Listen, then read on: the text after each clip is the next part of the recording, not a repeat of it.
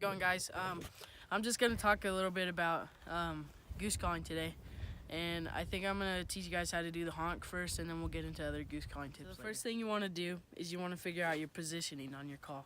So typically I like to hold it at the end of the call with a ring with my fingers, and then after that I just do this with my hand, and then you can switch back and forth with the double cluck and stuff, but we'll get into that later. First thing you want to learn to do the honk is you just want to get that growl first, like that. Here. That's what you want it to sound like at first. So you don't want to blow too hard at the beginning. You just want to let it flow, you know?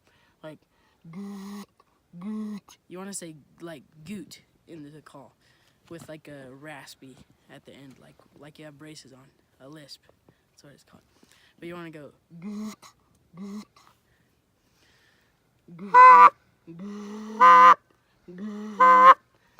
and then you want to force your tongue to go at the top of the roof of your mouth first. I can't talk today.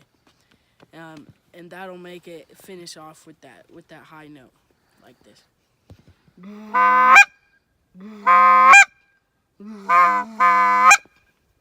And at the back of the call, this is what it sounds like.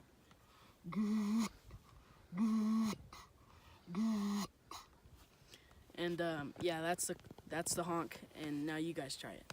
Alright, now guys, we're gonna talk about the cluck.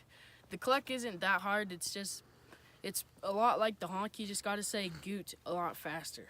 Like, here, listen in the back of the call. And you don't wanna start with the growl. You just wanna go straight to forcing your tongue to go at the top of your mouth, like this.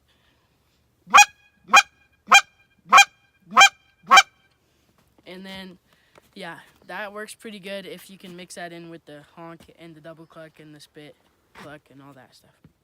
All right, now guys, we're gonna talk about the double cluck. The double cluck is just like the cluck, but you do it a lot faster. And some guys that are really good at calling don't even need to use their hands; they can do it with their tongue. But I'm not that good. But yeah, so all you need to do is just do the cluck 2 times, like this. But to make it a double cluck, you want to sound it like 2 different geese. So what I do is I move my hand in between calls. And then that makes it essentially sound like 2 different geese talking. And then that'll get them excited and they'll want to land in your decoys faster. Yeah, we're done with the calling now. Hopefully you guys learned something from that. And I'll make more calling videos in the future. But I just wanted to say I got some new decoys, and I'm really impressed with these decoys. They look pretty realistic, and I like them a lot. They're by Final Approach, and they have this so they don't get muddy on the bottom.